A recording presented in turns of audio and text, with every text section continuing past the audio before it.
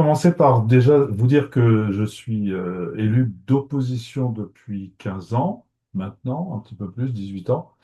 J'étais, pardon, jusqu'au 22 mars, puisque maintenant je suis élu dans la majorité. Donc ça veut dire que ça paye d'être insistant et opiniâtre dans cette situation de l'opposition. Pourtant, le rôle du conseiller d'opposition, c'est pas un rôle de potiche ou de faire valoir d'une majorité, c'est vraiment un rôle important. Tu as dit surveillance, information, s'informer pour informer le public et représentation des gens qui nous ont élus. On est dans l'opposition, on a été élu par une partie de la population. Donc ça, c'est vraiment, j'insiste là-dessus, il faut vraiment tenir ce rôle, même s'il est ingrat. Il faut reconnaître que le rôle dans l'opposition est ingrat souvent, surtout avec des maires et des élus de majorité qui peuvent être euh, très autocrates. Ça nous arrive assez souvent. Pour autant, il faut continuer à insister à représenter la population, donc à avoir l'information et à la retransmettre. Euh, alors, concrètement, et puis après je parlerai peut-être aussi d'éléments un peu plus politiques. Concrètement, dans les communes de plus de 1000 habitants, effectivement, un règlement intérieur est obligatoire et c'est un document qui est pour moi très important parce qu'il va définir le cadre dans lequel se déroulent les conseils municipaux. Le conseil municipal a 6 mois pour rédiger, le voter.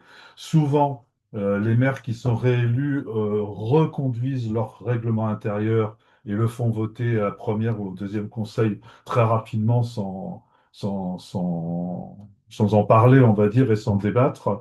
N'hésitez pas à demander à le voir, le corriger, le modifier pour amender le contenu et pour améliorer vos possibilités en tant que membre de la minorité.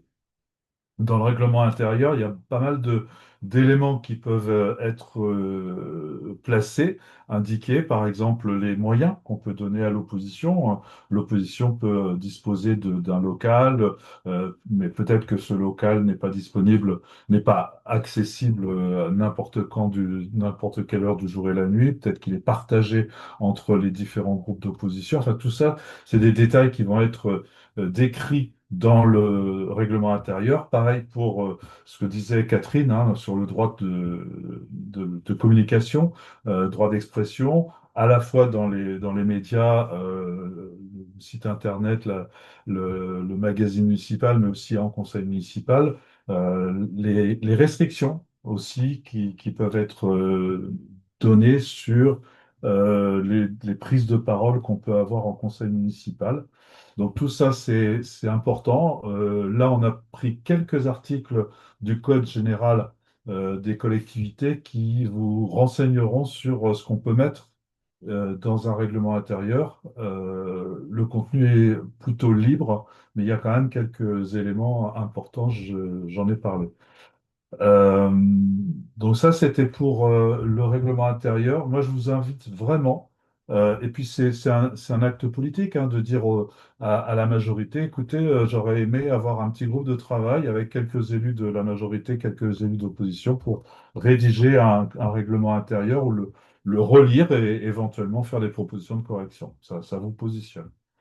Euh, les devoirs, on a parlé des droits, il y a quelques devoirs hein, des élus enfin, de tous les élus d'ailleurs, que ce soit la majorité et l'opposition. Faites attention, euh, il y a un petit focus là sur les conflits d'intérêts. C'est un élément assez qu'on peut laisser passer sans s'en apercevoir. Moi, j'ai un cas très concret à vous donner. Je suis responsable d'une association sportive. Je ne suis plus le président, mais j'étais toujours au bureau. À chaque fois qu'on prenait des délibérations qui concernaient cette association ou une association autour de ce club, eh bien, je me retirais du vote, hein. Je faisais un pas de côté et je le disais, je ne voterai pas puisque j'ai un potentiel conflit d'intérêts. Même s'il n'y a pas de prise illégale d'intérêt, quand on est président d'un club et qu'on va voter une délibération de subvention de 500 euros, il n'y a pas de prise illégale d'intérêt, bien évidemment, mais au moins on est très tranquille et on se met vraiment, on se montre très très propre. Ça va dans l'autre sens aussi. C'est-à-dire que vous avez souvent dans les conseils municipaux, dans les majorités, des élus qui sont eux-mêmes présidents d'asso. Faites bien attention à ce que ces présidents d'asso se déportent des délibérations qui concernent leur association. Voilà. Ne pas prendre part au vote, c'est très simple. Il suffit de le dire avant le vote, pendant la période de débat, et puis voilà, vous êtes tranquille.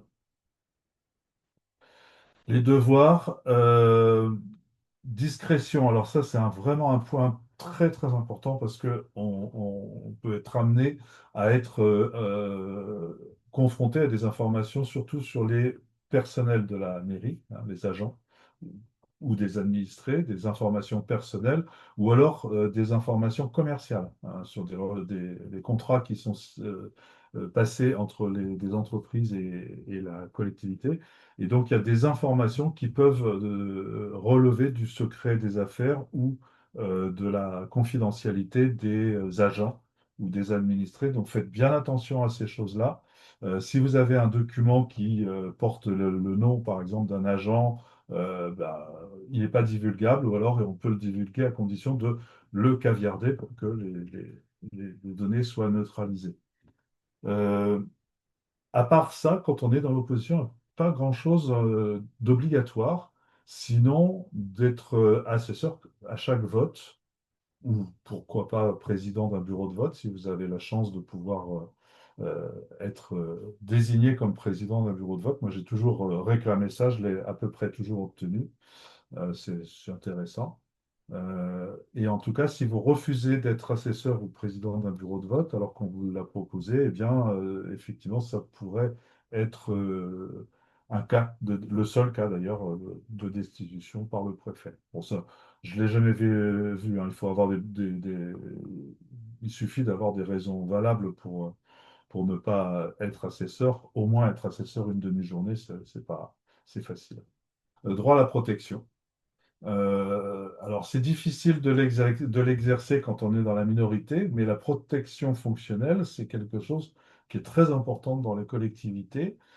C'est un fonctionnement qui permet à un agent, à un élu ou un agent qui aurait subi des violences, par exemple, ou des menaces, des injures, des choses comme ça, dans le fait de ses fonctions, dans le cadre de ses fonctions, peut être protégé par la collectivité.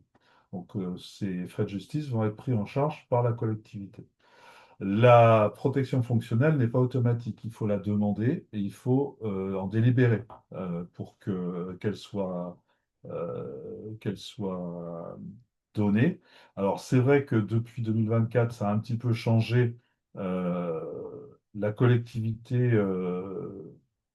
donne par défaut la protection fonctionnelle, mais faites attention quand même à ce qu'il faut la demander, faut formellement demander à ce qu'elle s'exerce et qu'elle soit motivée et justifiée pour qu'elle puisse être obtenue. Et c'est une petite remarque effectivement qui est très importante, c'est que la protection fonctionnelle, normalement, elle est prise en charge par les assurances. Donc normalement, c'est pas parce que ça coûte de l'argent qu'on refusera la protection fonctionnelle normalement. Voilà. Faites attention, c'est attaché au mandat, hein. La protection fonctionnelle ne concerne que des faits qui sont liés à l'exercice du mandat. Si vous êtes insulté du fait de votre race, de votre sexe, etc., dans la rue, la protection fonctionnelle ne peut pas fonctionner. C'est que si dans le cadre de votre mandat, vous subissez des, des difficultés. Maintenant, Euh, je vais venir sur des choses un peu plus politiques. de statut, de posture.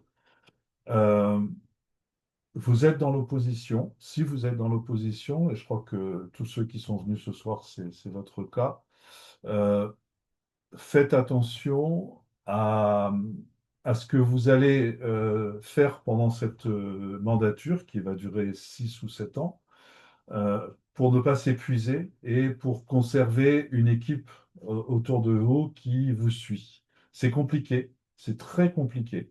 Vous allez vous rendre compte très rapidement que les enjeux, les efforts qui ont été menés pendant la campagne, qui étaient extraordinaires, s'étiolent très rapidement. Et donc, il faut trouver les moyens d'entretenir un petit peu ces talents. Euh, on peut, par exemple, créer une association. Euh, Moi, je l'ai fait 2 fois. Ça aide à garder un groupe soudé. Prévoyez aussi, ça peut être intéressant de prévoir des réunions avant les conseils municipaux avec l'équipe des gens qui ne sont pas élus pour étudier le contenu de la note de synthèse quand vous recevez la note de synthèse. Normalement, vous la recevez 5 jours francs avant le conseil municipal. Donc, vous avez un tout petit peu de temps pour l'étudier. Quelquefois, la note de synthèse peut être très, très copieuse. Ça peut prendre beaucoup de temps de l'analyser. Donc, ça peut être intéressant de se répartir le travail d'analyse des notes de synthèse. Vous verrez qu'au fur et à mesure qu'on avance dans le mandat, on finit par repérer les, les, les choses qui paraissent anodines et qui en fait ne sont pas anodines. On prend le réflexe aussi quand on prend des délibérations sur des territoires de la commune avec des numéros de parcelles, d'aller voir au cadastre pour voir où est-ce que c'est cette parcelle et qui est derrière, etc. Donc voilà, l'information. Après, ne travaillez pas trop sur le contenu des dossiers. Vous n'êtes pas dans la majorité, faites pas le travail des services ou de la majorité. Faites de la communication. Donc, il faut être informé pour communiquer, pour dire des choses qui sont justes et pas dire des conneries, mais c'est surtout s'informer pour communiquer. Vous devez communiquer. C'est un peu ça qui est écrit, choisir ses combats, il ne faut pas être spécialiste de tout, on se répartit le travail. L'analyse du budget de la commune est complexe. Tant que vous n'êtes pas rodé là-dessus, c'est pas la peine d'essayer de pêcher l'euro et le centime là-dedans, parce que ça serait beaucoup trop de travail et beaucoup trop de complexité, à moins d'être aguerri sur ce côté-là. Euh, il y a un principe qui n'est pas dans le code des collectivités ni dans les règlements, c'est que quand on est dans l'opposition, on vote contre le budget, ou plutôt c'est l'inverse. Quand on vote contre le budget, on est dans l'opposition. Ça veut dire que si vous votez un budget, si vous votez pour un budget, vous ne faites plus partie de l'opposition, vous faites partie de la majorité. C'est un principe de réalité de la démocratie. C'est pas écrit, hein, mais c'est comme ça que ça fonctionne. Et donc, si vous avez des gens dans la majorité qui, une année, votent contre le budget ou contre des chapitres du budget, ben, a priori, c'est des gens qui veulent partir dans l'opposition. Et si vous votez pour un budget, c'est que vous voulez rejoindre la majorité. C'est très important, c'est très impactant comme décision et comme posture politique. Voilà. Donc, être être dans la minorité, c'est être présent, c'est suivre les affaires de la commune et communiquer et transmettre les informations aux habitants. Et vous verrez que souvent, en cours de mandat, ça commence à arriver les, les citoyens qui viennent vous voir pour exposer des problèmes personnels. J'ai un problème d'accès, le maire me refuse un permis de construire, je voulais abattre un arbre et j'ai un problème, enfin des petites broutilles comme ça, enfin ça peut ne pas être des broutilles. Vous ne pouvez pas résoudre ces problèmes-là, vous n'êtes pas dans la majorité, mais vous pouvez communiquer sur des choses qui se passent et qui ne sont pas normales.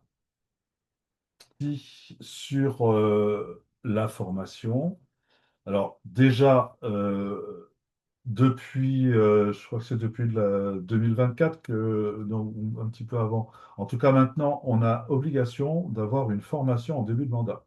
C'est une règle qui a été instaurée récemment. Il y a une formation obligatoire en début de mandat pour tous les élus, qu'ils soient majoritaires ou minoritaires. Vous avez aussi, euh, dans les entreprises, ça s'appelle le CPF, autrefois ça s'appelait le DIF, c'est le droit individuel à la formation, donc le DIF-E. C'est une somme de 400 euros tous les ans qui vient être créditée, sauf que si vous ne l'utilisez pas, bah, c'est écrété dès la deuxième année, et qui vous permet de financer des actions de formation. Mais surtout, et ça, n'hésitez surtout pas à l'utiliser. Les collectivités, donc votre commune, doit mettre un budget pour la formation des élus chaque année. Dans le budget, il doit y avoir une ligne budgétaire dont le montant représente au minimum 2% du montant des indemnités de l'année des élus. Donc, ça veut dire que euh, vous avez une somme d'argent. Alors, cette enveloppe de formation qui doit être inscrite au budget, euh, elle n'est pas fléchée, contrairement aux décisions qui sont prises par toutes les communes quasiment. Elles ne sont pas fléchées pour tel groupe ou une limite de tant de pourcents ou de tant d'euros par groupe politique ou par élu. C'est-à-dire que, en fait, s'il y a un élu qui mange tout le budget, ben, les autres n'en ont pas. Il n'y a pas de règle de répartition. Mais en tout cas, utilisez-le. N'hésitez pas à l'utiliser. En particulier, il y a un organisme qui s'appelle le CEDIS, qui organise des formations régulièrement, très souvent dans chaque département un organisme de formation qui dépend du département. Souvent ça s'appelle l'agence technique départementale. Donc très souvent les collectivités sont adhérentes ou cotisent à ces organismes de formation qui dépendent du département. Et donc, là, pour le coup, les formations dans ces conditions sont prises en charge par la collectivité et même peuvent ne pas être payantes pour la collectivité puisqu'il y a une cotisation. Enfin, en tout cas, c'est le cas chez moi. Et donc, n'hésitez pas aussi à aller regarder votre ATD, votre agence technique départementale, son calendrier de formation. Il y a souvent des formations très intéressantes, plutôt techniques, hein, sur le PLU, le budget, des choses comme ça. Euh, j'ai parlé du CEDIS, au centre de formation, mais avant ça, vous avez un organisme encore plus important pour vous qui s'appelle la FEV. La FEV, qui est la Fédération des élus, c'est un réseau, c'est une expertise, c'est du matériel, beaucoup de matériel, de plus en plus de matériel, et un réseau d'échange, un réseau de retour d'expérience, un réseau de partage d'expérience.